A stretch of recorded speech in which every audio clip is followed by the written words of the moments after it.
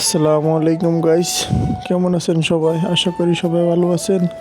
আজকে আপনাদের দেখাবো সৌদি আরবে এটিএম থেকে কিভাবে টাকা উঠাই।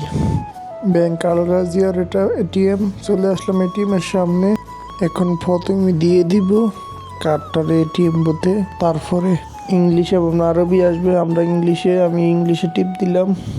ইংলিশ টিপ দেওয়ার পরে পিন নাম্বার চাইবে।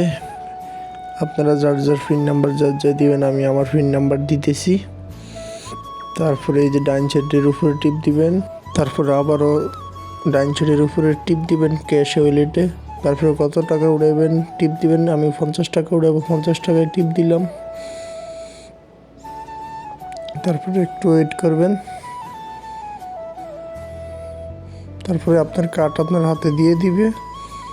তারপরে এদিক দিয়ে টাকা এসে পড়বে। এই যে 50 রিয়াল এসে পড়ছে, আমি 50 রিয়াল উঠাইছি।